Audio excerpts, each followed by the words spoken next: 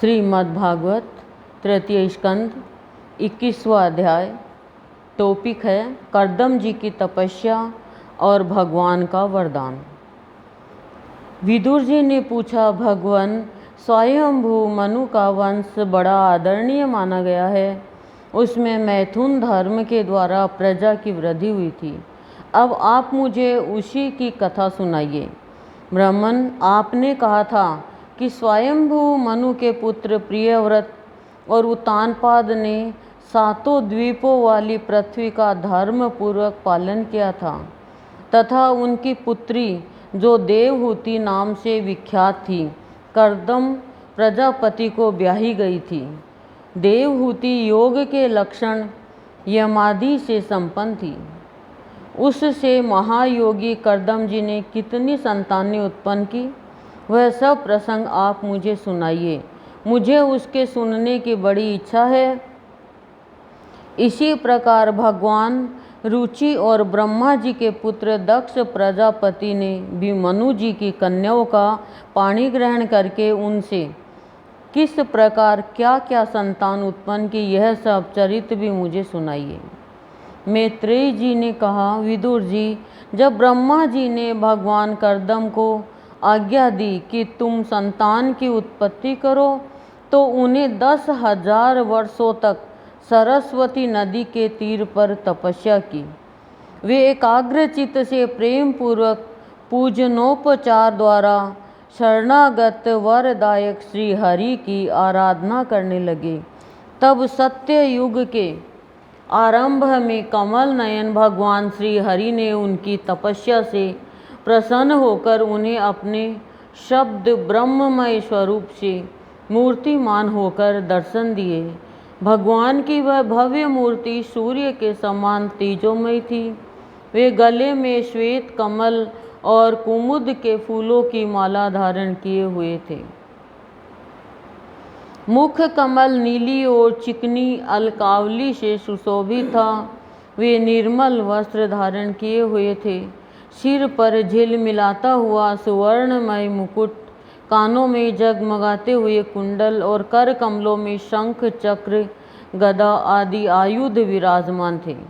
उनके एक हाथ में क्रीड़ा के लिए श्वेत कमल सुशोभित था। प्रभु की मधुर मुस्कान भरी चितवन चित्त को चुराए लेती थी।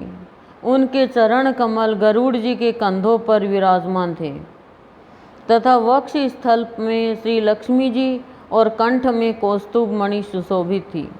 प्रभु की इस आकाश स्थित मनोहर मूर्ति का दर्शन करके कर्दम जी को बड़ा हर्ष हुआ, मानो उनकी सभी कामनाएं पूर्ण हो गई। उन्होंने सानंद हृदय से पृथ्वी पर सिर टेक कर भगवान को साष्टांग प्रणाम किया और फिर प्रेम प्रवण चित्त से हाथ जोड़कर सुमधुर वाणी से वे उनकी स्तुति करने लगे। कर्दम जी ने कहा, स्तुति करने योग्य परमेश्वर, आप संपूर्ण सत्व गुण के आधार हैं। स्तुति कर रहे हैं कर्दम जी। योगी जन उत्तरोत्तर शुभ योनियों में जन्म लेकर अंत में योगस्थ होने पर आपके दर्शनों की इच्छा करते हैं। आज आपका वही दर्शन पाकर हमें नेत्रों का फल मिल गया। आपके चरण कमल भव सागर से पार जाने के लिए जहाज है। उनकी बुद्धि आपकी माया से मारी गई है। वे ही उन तुच्छ क्षणिक विषय सुखों के लिए जो नरक में भी मिल सकते हैं, उन चरणों का आश्रय लेते हैं, किंतु स्वामीन, आप तो उन्हें वे विषय भोग भी दे देते हैं। प्रभु, आप कल्प वृक्ष है। आपके चरण समस्त मनोरथों को पूर्ण करने वाले हैं। मेरा हृदय काम कलुषित है। मैं भी आप अपने अनुरूप स्वभाव वाली और गृहस्थ धर्म के पालन में सहायक शीलवती कन्या से विवाह करने के लिए आपके चरण कमलों की शरण में आया हूँ। सर्वेश्वर, आप संपूर्ण लोकों के अधिपति है। नाना प्रकार की कामनाओं में फंसा हुआ यह लोक आपकी वेदवाणी रूप डोरी में बंधा है। धर्म मूर्ति उसी का अनुगमन करता हुआ मैं भी काल रूप आपको आज्ञा पालन रूप पूजोपहारादि समर्पित करता हूँ। प्रभो, आपके भक्त विषयासक्त लोगों और उन्हीं के मार्ग का अनुसरण करने वाले मुझ जैसे कर्म जड़ पशुओं को कुछ भी न गिनकर आपके चरणों की छत्र छाया का ही आश्रय लेते हैं तथा परस्पर आपके गुणगान रूप मादक सुधा का ही पान करके अपने क्षुधा पिपासादि देह धर्मों को शांत करते रहते हैं। प्रभो, यह काल चक्र बड़ा प्रबल है, साक्षात ब्रह्मा ही इसके घूमने की धुरी है। अधिक मास सहित 13 महीने अरे हैं, 360 दिन जोड़ है, 6 ऋतुएं नेमी यानी हाल है, अनंत क्षण पल आदि इसमें पत्राकार धाराएं हैं तथा 3 चातुर्मास्य इसके आधारभूत नाभि है। यह अत्यंत वेगवान संवत्सर रूप कालचक्र चराचर जगत की आयु का छेदन करता हुआ घूमता रहता है, किंतु आपके भक्तों की आयु का हास नहीं कर सकता। भगवान, जिस प्रकार मकड़ी स्वयं ही जाले को फैलाती, उसकी रक्षा करती और अंत में उसे निगल जाती है, उसी प्रकार आप अकेले ही जगत की रचना करने के लिए अपने से अभिन्न अपनी योग माया को स्वीकार कर उससे अभिव्यक्त हुई अपनी सत्वादी शक्तियों द्वारा स्वयं ही इस जगत की रचना, पालन और संहार करते हैं। प्रभु, इस समय आपने हमें अपनी तुलसी माला मंडित माया से परिछिन्न सी दिखाई देने वाली सगुण मूर्ति से दर्शन दिया है। आप हम भक्तों को जो शब्दादि विषय सुख प्रदान करते हैं, वे माइक होने के कारण यद्यपि आपको पसंद नहीं है, तथापि परिणाम में हमारा शुभ करने के लिए वे हमें प्राप्त हो। नाथ, आप स्वरूप से निष्क्रिय होने पर भी माया के द्वारा सारे संसार का व्यवहार चलाने वाले हैं तथा थोड़ी सी उपासना करने वाले पर भी समस्त अभिलषित वस्तुओं की वर्षा करते रहते हैं। आपके चरण कमल वंदनीय हैं। मैं आपको बार बार नमस्कार करता हूँ। मैत्री जी कहते हैं, भगवान की भौहें प्रणय मुस्कान भरी चितवन से चंचल हो रही थी। वे गरुड़ जी के कंधे पर विराजमान थे। जब करदम जी ने इस प्रकार निष्कपट भाव से उनकी स्तुति की, तो वे उनसे अमृतमय वाणी से कहने लगे। श्री भगवान ने कहा, जिसके लिए तुमने आत्मसंयम आदि के द्वारा मेरी आराधना की है, तुम्हारे हृदय के उस भाव को जानकर मैंने पहले से ही उसकी व्यवस्था कर दी है। प्रजापति, मेरी आराधना तो कभी भी निष्फल नहीं होती। फिर जिनका चित्त निरंतर एकांत रूप से मुझ में ही लगा रहता है, उन तुम जैसे महात्माओं के द्वारा की हुई उपासना का तो और भी अधिक फल होता है। प्रसिद्ध यशस्वी सम्राट स्वयंभू मनु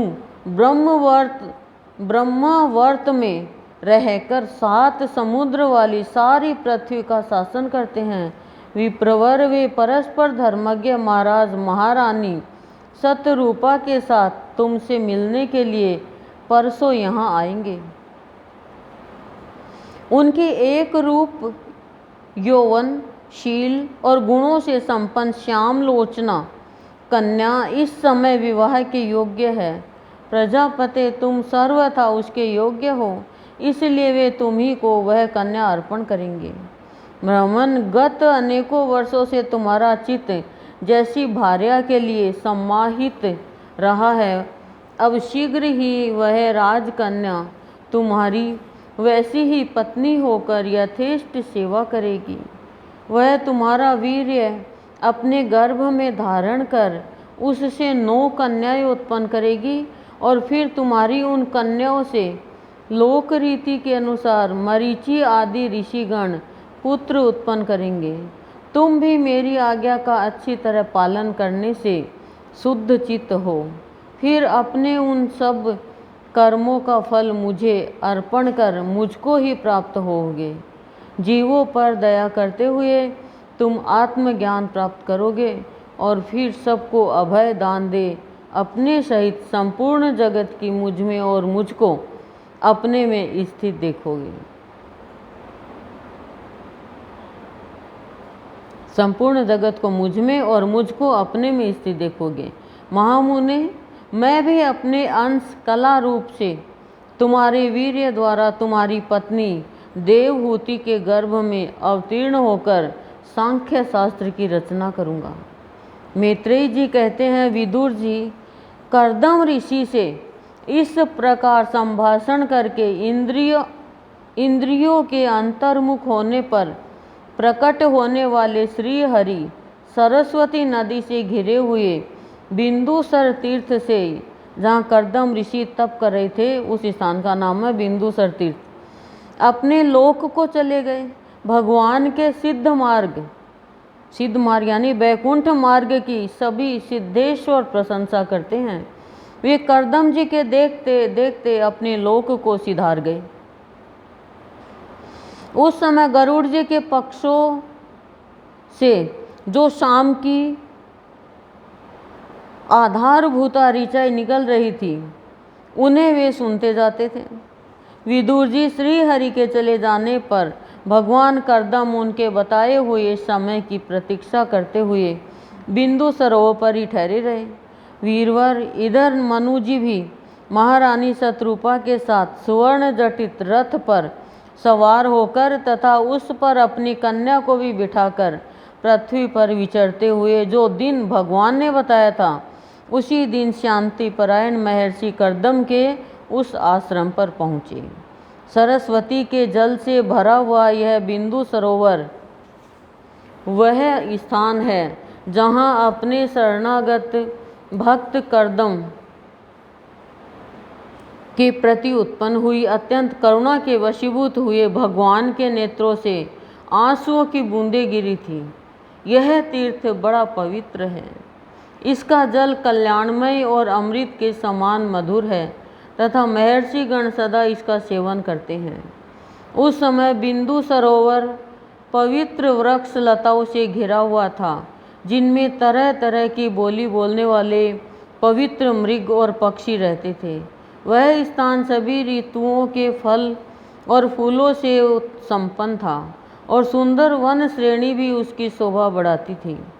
वहाँ झुंड के झुंड मतवाले पक्षी चहक रहे थे, मतवाले भंवरे मंडरा रहे थे, उन्मत्त मयूर अपने पीछ फैला फैलाकर नट की भांति नृत्य कर रहे थे और मतवाले कोकिल कुहू कुहू करके मानो एक दूसरे को बुला रहे थे।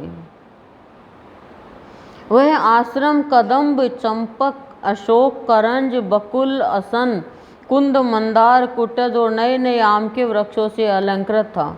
वहाँ जल काक, बतख और आदि जल पर तैरने वाले पक्षी हंस, कुरर, जलमुर्ग, सारस, तकवा और चकोर मधुर स्वर से कलरव कर रहे थे। हरिण, सुअर, शाही, नीलगाय, हाथी, लंगूर, सिंह, वानर, नेवले और कस्तूरी मृग आदि पशुओं से भी वह आश्रम घिरा हुआ था।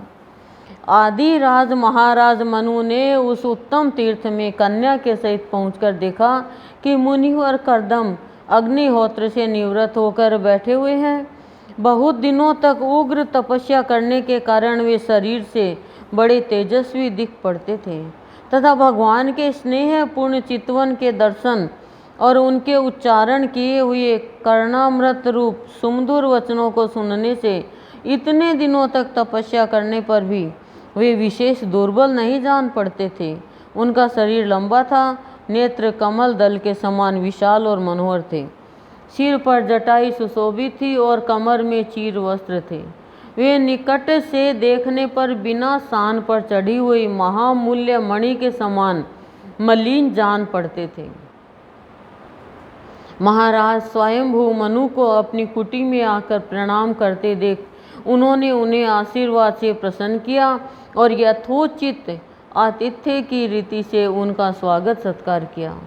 जब मनु जी उनकी पूजा ग्रहण कर स्वस्थ चित्त से आसन पर बैठ गए, तब मुनिवर कर्दम ने भगवान की आज्ञा का स्मरण कर उन्हें मधुर वाणी से प्रसन्न करते हुए इस प्रकार कहा, देव, आप भगवान विष्णु की पालन शक्ति रूप है, इसलिए आपका घूमना फिरना निसंदेह सज्जनों की रक्षा और दुष्टों के संहार के लिए ही होता है। आप साक्षात विशुद्ध विष्णु रूप है तथा भिन्न भिन्न कार्यों के लिए सूर्य, चंद्र, अग्नि, इंद्र, वायु, यम, धर्म और वरुण आदि रूप धारण करते हैं। आपको नमस्कार है।